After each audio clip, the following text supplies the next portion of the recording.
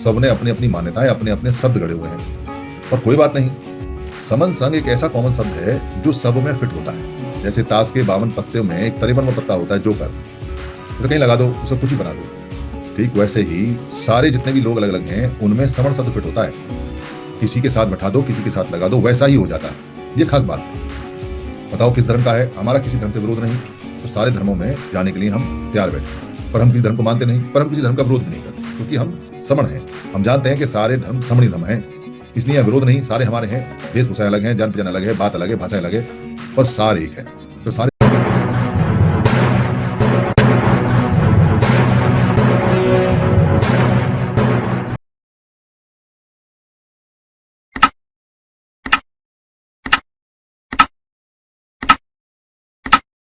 Kilometre की यात्रा करने के बाद नेशनल हाईवे 66 या 68 जो मुंबई से गोवा आता है, उसके बीच में जो महाराष्ट्र का तटीय क्षेत्र है, उसमें एक स्टेशन है जो फीचर्स का, सैलानियों का, टूरिस्ट का स्पॉट है। वो है आ, कुछ तेल कुर्ती करके कुछ ऐसा है। एकदम नाम मुझे, तार तार तार कर ली, तार कर ली। तो तार कर ली, जब हम जा रहे थे तो रास्ते में एक टेम्पल पे लिखा हुआ था, ब्राह्मण टेम्पल। पर ये कोई नई बात नहीं, ये कोई अजीब बात नहीं है। अजीब बात यह है कि बाकी टेम्पल्स पे लिखा हुआ नहीं है समण टेम्पल। ये अजीब बात है, क्योंकि भारत के अंदर जो मंदिर हैं, मंदिर का मतलब पुराना शब्द है पाली का, मन के दर्द को दूर करने वाला स्थान। इसको मंदिर बोलते हैं। मंदिर को संस्कारित करके, संखारित करके, चेंज करके छोटा शब्द बनता चला गया, मंदिर। तो मन दर में, यानी जहां मन के दर्द दूर होते हैं, वहां पर साधना, विपස්සना, साइकोसोमेटिक, मानसिक परेशानियों को दूर करने का स्थान होता था। आज भी है। आज भी भारत में बहुत सारे जो स्थान हैं वो ऐसे हैं जहां कहते हैं कि यहाँ पागल ठीक हो जाते हैं। जिसका मानसिक संतुलन खराब हो, उसको वहां ले जाते हैं। वहां कहते हैं कि उसका, अभी उसको रस्सियों से बांध देते हैं, जकड़ देते हैं, वो ठीक नहीं होते, क्योंकि मानसिक बीमारियों को ठीक करने की जो टेक्निक हमारी है पुरानी, जिसको हम साधना, विपස්සना, या जिसको हम कहते हैं कि स्थिर, यानी स्थिर रहकर मन को संतुलित करना, इसी से स्थनिक बना है, इसी से अस्थाना बना है, इसी से कायस्थ बना है, जो काया में स्थित रहते हैं। वो टेक्निक हमारे हाथ से चली गई, पर फिर दोबारा बर्मा से वापस आ गई। बहुत लोग उसका लाभ लेते हैं। कुछ लोग उसको बुद्ध धर्म से जोड़ के लाभ लेते हैं। कुछ लोग जो बुद्ध धर्म को नहीं मानते, वो खाली उसको टेक्निक समझ के लाभ लेते हैं, पर उसका लाभ सबको मिलता है। और जो समण लोग हैं, उनसे ज्यादा उस टेक्निक का लाभ वमन लोग लेते हैं। वो मंदिर में जाके लाभ नहीं मिलता, पर विपස්සना सेंटर में जाके मन को स्थित करके, मन को स्थिर करके लाभ मिलता है। तो ये सारे जो स्थान थे, ऐसे जितने भी प्राचीन हैं, वो समणों के स्थान रहे, और समणों को पता नहीं। पर उस टेम्पल पे वमन मंदिर लिखा हुआ है, तो वमन मंदिर है समझ में आया, पर समण मंदिर कहाँ है ये समझ में नहीं आया। कि जिन मंदिरों पे लिखा हुआ नहीं है वमन मंदिर, वो तो समण मंदिर हुए, पर इसको क्लेम नहीं कर सकते, इसका दावा नहीं कर सकते, क्योंकि जो समण शब्द है, वो समण शब्द हमारे अभ्यास से, हमारी प्रैक्टिस से, हमारे उपयोग से, हमारी वार्तालाप से, हमारे लिखने से, हमारे बोलने से, हमारे छापने से खत्म हो गया।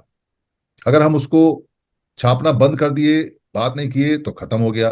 और दोबारा से स्टार्ट कर दें तो पुनर्जीवित हो गया, बढ़ गया आगे, पुनरुत्थान हो गया उसका, पवर्तन हो गया उसका। तो वो चक्र चल गया। ये समण शब्द हमारी सभ्यता का शब्द है, ये कोई नई बात नहीं है। ये कोई ऐसा नहीं है कि इसकी डिस्कवरी करके लाए हों, इसकी खोज करके लाए हों, इसका कुछ नया सा पैदा करके लाए हों। ऐसा नहीं है। बस बेध्यानी में चला गया। मतलब आंखों के सामने तैरता रहा, पर ध्यान नहीं दिया कभी। सोच छोटी हो गई, काम छोटा हो गया, दायरा छोटा हो गया, तो बड़ी चीज दिखाई नहीं दी। कोई व्यक्ति अगर अपनी मेज पे बैठ के किताब पढ़े तो उसको ये ध्यान नहीं रहता कि उसकी अगल बगल में क्या घटना होगी, दूर की तो बात छोड़ो। तो बेध्यानी में ध्यान नहीं रहा। कई बार बताया, कई बार जिक्र आया, कई बार इसका चर्चा भी चली, किताबों में भी है। पर इसको ऐसे मान लिया जैसे हमको आगे मॉडिफाई करके, संस्कारित करके, संकायित करके, बदल के समझाया गया। अब ये जो समझाने का काम है, इसको जो लोग कर रहे थे, बताने का काम जो कर रहे थे, वो सारे के सारे लोग समण नहीं थे। बहुत कम कोई इक्का दुक्का समण रहा होगा, अधिकतर ब्राह्मण लोग थे। तो कोई मूर्ख ही होगा जो किसी दूसरे की सभ्यता के बारे में बात करे। और हमारे जो लोग हैं उनको हमारी सभ्यता के बारे में पता नहीं।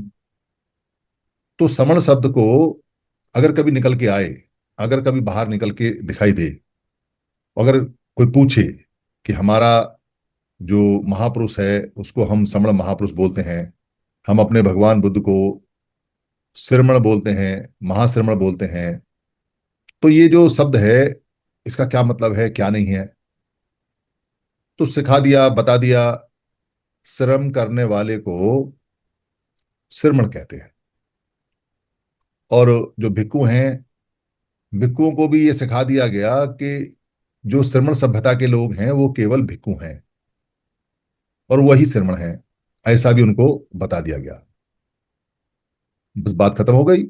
अब कोई पूछे कि श्रमण को जानते हो तो कहते श्रम करने वाले। कोई पूछे कि श्रम क्या होता है तो कहते मेहनत करने वाले। तो कहे कि भाई आप तो मेहनत करने वाले लोग हैं, श्रम करने वाले लोग हैं, आप तो बहुत बढ़िया लोग हैं, बहुत बढ़िया काम करते हैं। तो थोड़ी शाबाशी दे दी तो सीना गर्व से फूल गया कि हम मेहनत करता हूं। अच्छा, कोई व्यक्ति जो मेहनत का नहीं खाता तो उसको कहते हैं कि ये मेहनत की नहीं खाता, तो उसको कहते हैं ये हराम की खाता है, मेहनत की नहीं खाता। तो मेहनत करने वाले जो लोग, श्रम करने वाले जो लोग, उनका सीना और चौड़ जाता है, भाई हम हराम जादे नहीं हैं, हम हराम की नहीं खाते हैं, हम श्रमिक लोग हैं, हम श्रम करके खाते हैं, हम श्रमण लोग हैं। तो गौरव और बढ़ गया। अब तो अपने आप को श्रमिक कहने से, श्रमिक श्रमण कहने से कोई खतरा ही नहीं, क्योंकि उसके अंदर गौरव या गारव या प्राउड जोड़ दिया। पर कौन सा श्रम, कैसा श्रम और कैसा विश्राम, यानी श्रम से अलग, इसका कहीं कोई जिक्र नहीं। और इसकी कोई शब्दावली भी दूर दूर तक नहीं। सम से श्रमण बना दिया, सम से श्रम बनाया, समण से श्रमण बना दिया, और कह दिया कि ये मेहनत करने वाले लोग हैं। पाली में श्रम शब्द है ही नहीं। पुरानी भाषा में श्रम शब्द है ही नहीं। श्रमिक भी नहीं है, विश्राम भी नहीं है। तो ये शब्द है नहीं, सम शब्द है। सम से श्रम बनाया गया। तो जितने भी लोग हैं वो यहीं अटक के रह गए कि हम मेहनत करने वाले लोग हैं। पर कभी ये नहीं पूछा कि जो मेहनत नहीं करते उनको क्या कहते हैं। मेहनत नहीं करने वालों का विलोम शब्द क्या है। अब तो ठीक है, सम से श्रम बना दिया, मेहनत करने वाले हम सर्टिफाइड हो गए, बड़ा गौरव हुआ। पर एक बार पूछ लेते उन्हीं से जिन्होंने ये कहा कि हम श्रमिक हैं, श्रम करने वाले लोग हैं, कि जो श्रम नहीं करते हैं उनको क्या कहते हैं। तो उनके लिए अश्रमिक शब्द नहीं है, असमण शब्द नहीं है, विसमण शब्द नहीं है। उनको कहते हैं वमण। वमण का कोई श्रम नहीं है। तो क्लियर बात हो जाती है कि दो तरह के लोग हैं, एक श्रम करने वाले और एक श्रम नहीं करने वाले। अगर बदल दिया है तो भी, मतलब शब्द को बदल दिया है और हम स्वीकार कर लेते हैं तो भी क्लियर है कि दो तरह के लोग हैं। और अगर हम स्वीकार ना करें कि हम श्रम करने के अतिरिक्त राज करने वाले लोग भी हैं, हम श्रम करने के अतिरिक्त श्रम करवाने वाले लोग भी हैं, हम श्रम करने के अतिरिक्त विचार देने वाले भी लोग हैं, हम श्रम करने के अतिरिक्त लोगों की मानसिक बीमारी करने वाले डॉक्टर भी हैं, हम श्रम करने के अतिरिक्त पूरी सभ्यता को चलाने वाले लोग भी हैं, हम श्रम करने के अतिरिक्त पूरी दुनिया के बारे में सम्यक जानकारी रखने वाले लोग भी हैं। हम श्रम करने के अतिरिक्त डॉक्टरों को पढ़ाने वाले लोग भी हैं। हम श्रम करने के अतिरिक्त व्यापार को चलाने वाले लोग भी हैं। तो बात और भी मजेदार हो जाती, फिर तो बिल्कुल ही क्लियर हो जाता। क्योंकि श्रम करना या काम करना श्रम से बना हुआ है, हम काम करते हैं। पर आइडेंटिफाई हो जाते हैं वो लोग जो श्रमण नहीं है, यानी कि जो श्रम नहीं करते हैं। तो ऐसे ही सही, अगर हमको मेहनत करने वाला ही कहते हो खाली, तो तुम बिना मेहनत करने वाले हो, ये तुम खुद कहते हो, हम नहीं कहते हैं। क्योंकि अगर तुम मेहनत करने वाले हो तो फिर तुम भी श्रमी हो गए, तुम भी श्रमिक हो गए, तुम भी श्रमण हो गए। पर ऐसा तो है नहीं। दो तरह के लोग हैं, एक श्रमण और एक वमन। तो बात क्लियर स्पष्ट रूप से सामने दिखाई देती है। कहीं से पकड़ लो, धागे को कहीं से भी पकड़ लो, वही बात निकल के आएगी कि एक श्रमण लोग हैं जिनको श्रमिक बोलते हैं, बोला गया है, और एक वमन लोग हैं जिनको ब्राह्मण बोलते हैं। दोनों दो प्रकार के अलग लोग हैं, एक नहीं है। कोई मूर्ख विद्वान जब बोलता है वमन श्रमण एक शब्द है, और कोई मूर्ख यूट्यूबर उसको हाईलाइट भी करता है, और वो विद्वान तर्क करने को नहीं आता, वो विद्वान आगे की बात नहीं बताता, तो हम वीडियो पे पूछ लेते हैं भगवान बुद्ध को क्या कहोगे। श्रम करने वाले लोग, कसला चलाने वाले लोग, मजदूरी करने वाले लोग, वो तो महाश्रमण है, यानी क्या बड़े श्रमिक हैं वो ज्यादा भार उठाते थे, वो ज्यादा मजदूरी करते थे, वो ज्यादा पानी उठाते थे, वो ज्यादा लेबर का काम करते थे। तो जो बुद्ध के अनुयायी हैं, उनको तुरंत समझ में आ जाना चाहिए कि बुद्ध लेबर नहीं है, बुद्ध मजदूर नहीं है। बुद्ध इंटेलेक्चुअल लेवल के टॉप पर बैठे हुए व्यक्ति हैं, जिन्होंने दुनिया को मानसिक बीमारियों से, मानसिक प्रताड़ना से, यहां तक कि मनुष्य के डीएनए के बदलने के कार्यक्रम को भी दिया है, मनुष्य के डीएनए को बदलने के कार्यक्रम को भी दिया है, जो आज तक कोई वैज्ञानिक कर नहीं पाए। वो भी ये कहते हैं कि विपश्यना साधना से, बुद्ध की टेक्निक से मनुष्य जीते जी अपने स्वभाव को बदल सकता है, यानी अपने डीएनए को बदल सकता है, अपने चेहरे के हाव भाव को बदल सकता है, अपने चेहरे के कलाकृति को बदल सकता है, अपने रूप रंग को बदल सकता है। इतनी पावर है, और है वास्तव में उसके अंदर। जो लोग साधना विपස්සना करते हैं वो निर्मल हो जाते हैं, और जो साधना विपස්සना नहीं करते हैं उनके चेहरे कुटिल हो जाते हैं, उनके चेहरे बिगड़ जाते हैं, उनके शरीर बिगड़ जाते हैं। ये बहुत ट्रू बात है, देखी हुई, आजमाई हुई, और लोगों ने भी आजमाई है। तो क्या कहोगे कि बुद्ध श्रमिक हैं, श्रम करने वाले लोग हैं? तो क्या कहोगे फिर महावीर जैन को कि वो श्रम करने वाले लोग हैं, श्रमिक लोग हैं? और क्या कहोगे उन लोगों को जो आज की डेट में अपने आप को श्रमण नहीं कहते, कि वो निकम्मे लोग हैं? तो दोनों को कहना चाहिए। पर जो लोग विद्वान हैं वो उल्टी सीधी बातें करके और श्रमण सभ्यता को कहीं ना कहीं मिक्स करने की कोशिश करेंगे, करते भी हैं, पर मिक्स नहीं हो सकती। बुद्ध के समय बार बार जिक्र आता है समण और वमन। तो दो बातें आती हैं। जो अज्ञानी लोग हैं वो कहते हैं कि जी वमन का मतलब है जो ज्ञानी है, जो विद्वान है। समणों में जो ज्ञानी और विद्वान है वो वमन है। तो फिर हम उनसे पूछते हैं तो इसका मतलब बुद्ध अज्ञानी है? बुद्ध ने तो कभी अपने आप को वमन कहा नहीं, किसी साहित्य में कोई वमन का जिक्र है नहीं उनके लिए, महासमण बोलते हैं। तो क्या कहते हो कि बुद्ध का ज्ञान है ही नहीं? इसका मतलब बुद्ध को जब वमन नहीं कहा गया तो वो विद्वान नहीं हुए, तो वो समण रह गए, तो अज्ञानी रह गए। ये कहना चाहते हो क्या? तो इसका मतलब क्या कहना चाहते हो, महावीर जैन को ज्ञान नहीं है, इसका मतलब अज्ञानी रह गए, क्योंकि वो तो वमन है नहीं, उनको तो समण बोला जाता है, श्रवण परंपरा के हैं वो। तो क्या कहोगे कि जीवक जैसा जो व्यक्ति है, क्या वो ज्ञानी नहीं है? तो क्या कहोगे सम्राट अशोक के लिए कि वो ज्ञानी नहीं है, वो जानकार नहीं है? तो क्या कहोगे इतने सारे भिक्षुओं के लिए? जैसे जैसे समण शब्द की बात आगे बढ़ेगी, जैसे जैसे, क्योंकि अभी तक तो कोई आया नहीं, इतने सालों से हम बूढ़े हो गए, मरने वाले हैं, पर किसी व्यक्ति ने कभी समण के बारे में कोई कमेंट नहीं किया, कोई टिप्पणी नहीं कही, कोई विरोध में या सपोर्ट में कोई बात ही नहीं कही, कोई जिक्र नहीं किया। कितनी बार बाबा साहब ने उसमें लिखा, और कितनी बार बाबा साहब की स्पीच में बोला जाता है कि दो प्रकार के लोग हैं, एक श्रमण सभ्यता के और एक जो श्रमण सभ्यता के नहीं है, यानी कि ब्राह्मण कॉलोनी के ग्रुप के। कितनी बार स्पीच में बोला जाता है, कितनी बार स्पीच दी दी गई है। पर कोई भी व्यक्ति इस बात को सोचने को तैयार नहीं है कि जब दो प्रकार के व्यक्तियों को बाबा साहब स्पष्ट रूप से बता रहे हैं, और वमन हमें चारों तरफ दिखाई देते हैं, केरल से लेके कन्याकुमारी से लेके और कश्मीर तक, उधर ऊपर आंध्र से त्रिपुरा से लेके और इधर गुजरात तक सब हमको दिखाई देता है, अरुणाचल प्रदेश से लेके और गुजरात तक। तो जब वो वमन दिखाई देते हैं और दो प्रकार के लोग बताए हैं, तो वो दूसरे प्रकार के लोग कहाँ हैं? जमीन खा गई, देश छोड़ के भाग गए, सारे मारे गए, कोई हलचल में आया। अगर सारे मारे गए होते, जमीन खा गई होती, तो एक छोटी सी बात है, स्पष्ट बात है कि फिर यहाँ पूरे देश में वमन ही वमन होते, फिर तो कोई और होता नहीं। तो ये सारे जो लोग हैं, 140 करोड़, ये सब वमन के नाम से जाने जाते, पर ऐसा तो होता नहीं। हमारे ही लोग कहते हैं कि 3% वमन है।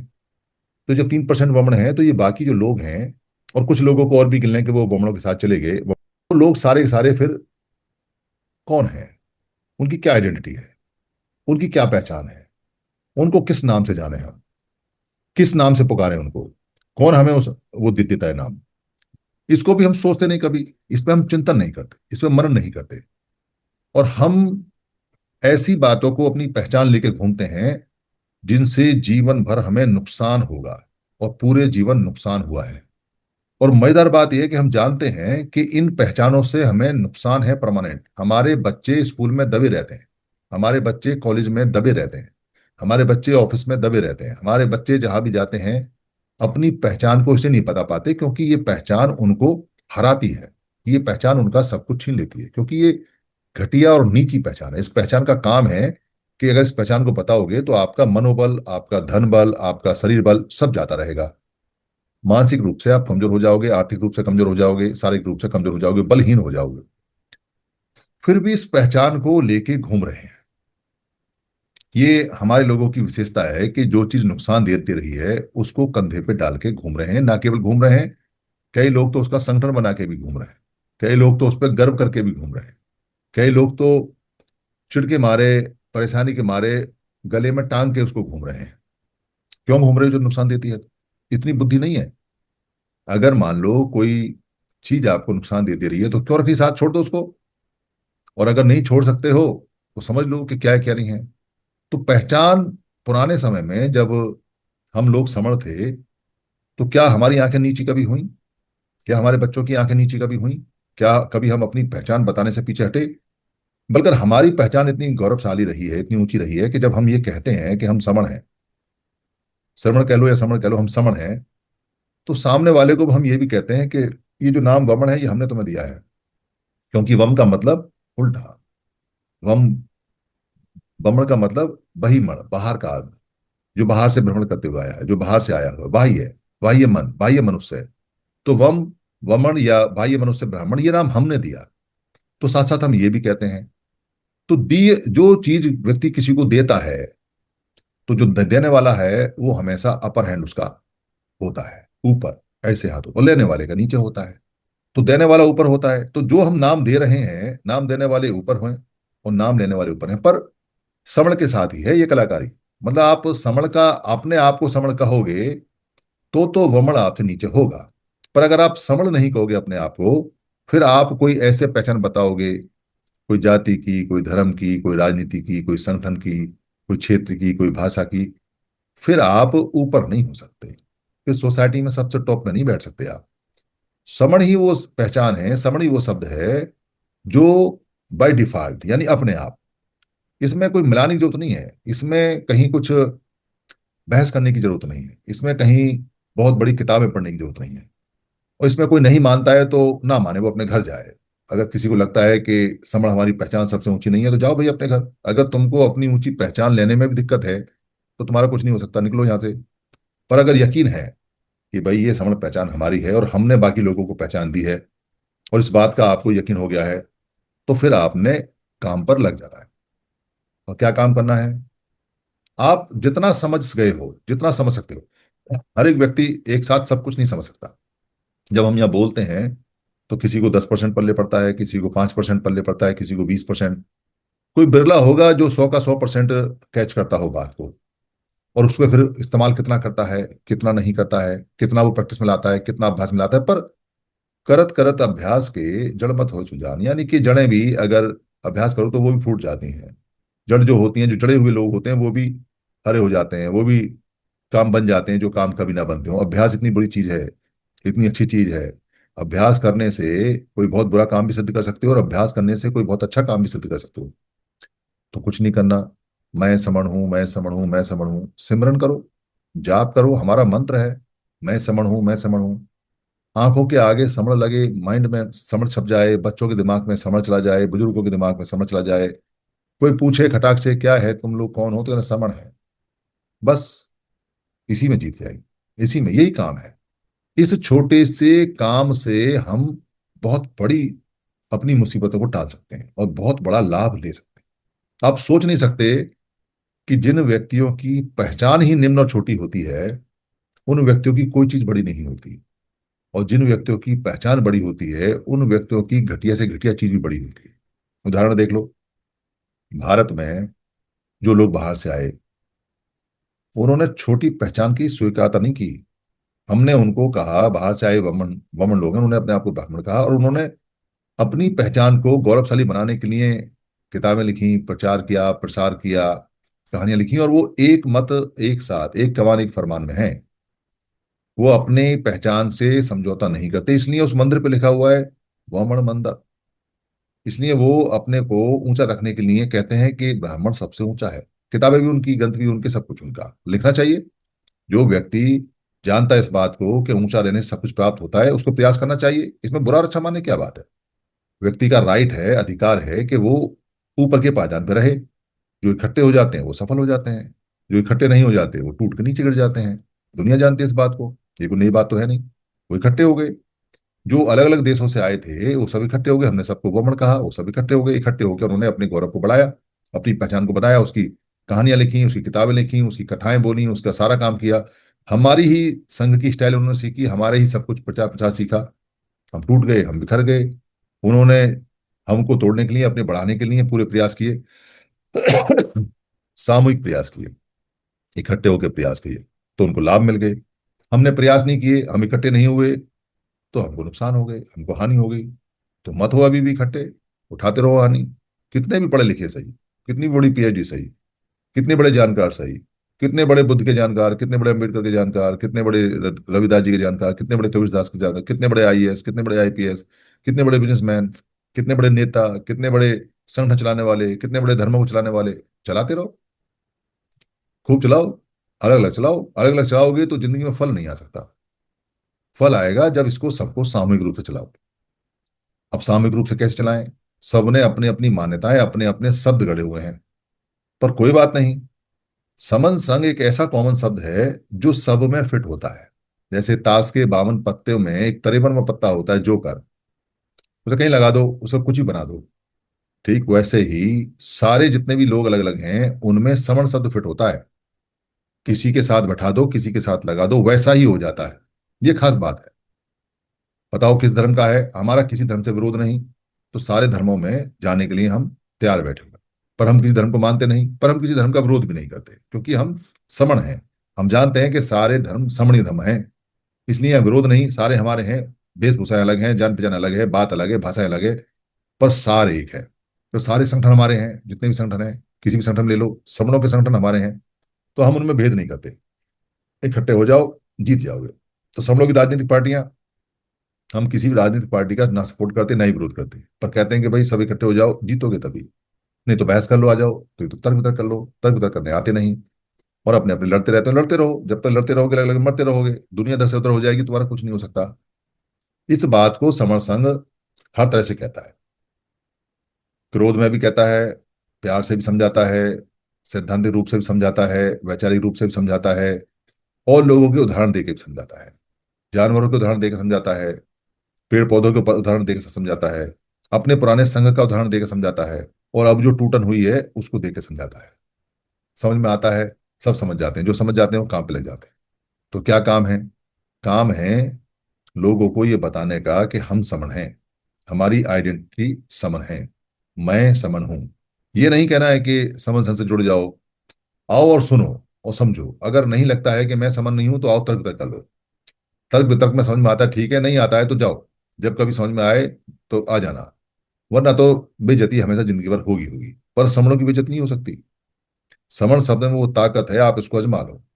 आप किसी महफिल में, किसी मंजर में, किसी भी सभा में आप चले जाओ और आप कहो मैं समण हूं, आपकी आवाज में गर्व झलकेगा, गर्व। आपकी आंखें नीची नहीं हो सकती, आपके चेहरे की चमक नहीं जा सकती, आपके दिल की धड़कनें नहीं बढ़ सकती, आपको दाएं बाएं देखने की जरूरत नहीं है, आपको किसी को समझाने की भी जरूरत नहीं है। समझना है तो पोर्टल पे आ जाना। हम समझाने के लिए नहीं घूम रहे हैं, हम समण हैं। बात खत्म होगी, समझाएंगे अपने लोगों को, किसी दूसरे आदमी को, किसी वुमन को समझाने की आवश्यकता नहीं है।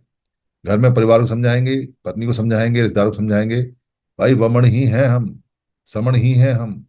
ये जब बहस होगी तब वो कहेगा कि या तो वमन है या समण है। तो आप जब ये कहोगे कि बताओ क्या है, तो वो ये नहीं कहेगा कि वमन ही है हम, वो कहेगा समण ही है हम। ये चेक किया हुआ है। तो फिर आप इकट्ठे होने शुरू हो जाओ, और जब इकट्ठे होने शुरू हो जाओगे तो सारे कष्ट हमारे दूर होते चले जाएंगे। फिर कोई कष्ट हमारे पास में ऐसा नहीं है जो कष्ट हमारे पास आए और वो कष्ट दूर दूर ना हो। इसलिए जितने भी हमारे समन संगी हैं, छोटी मोटी बातें जितनी भी उनको लगती हैं, जो चलती हैं, खासतौर से वैचारिक जानकारी के अभाव की वजह से, या बहस नहीं कर पाते हैं, या कहीं जाते हैं तो भूल जाते हैं, या अच्छी तरह से नहीं समझा जाते हैं, उसकी चिंता नहीं करनी है। बिल्कुल भी चिंता नहीं करनी है। क्यों चिंता नहीं करनी है? क्योंकि दुनिया में सब तरह के लोग हैं, कुछ सिखाने वाले, कुछ सीखने वाले, कुछ कम सिखाने वाले, कुछ कम सीखने वाले, कुछ फॉलोवर, कुछ सपोर्टर, पर है सारे के सारे समन। बस ये बात कहनी है कि मैं समन हूं, मैं समन हूं, मैं समन हूं। अगर ये बात हम उनको सिखा देंगे और बता देंगे और उनके दिल में बैठा देंगे, तो आने वाला भविष्य हमारा ठीक वैसे ही होगा जैसे पहले कभी हम हुआ करते थे। मेरी किसी बात से अगर किसी को कोई खराबी लगी हो तो मैं संघ से माफी चाहता हूँ। संघ मुझे माफ करे, संघ मुझे माफ करे, संघ मुझे माफ करे। संघ नमामि, संघ नमामि, संघ नमामि, संतों को बंदा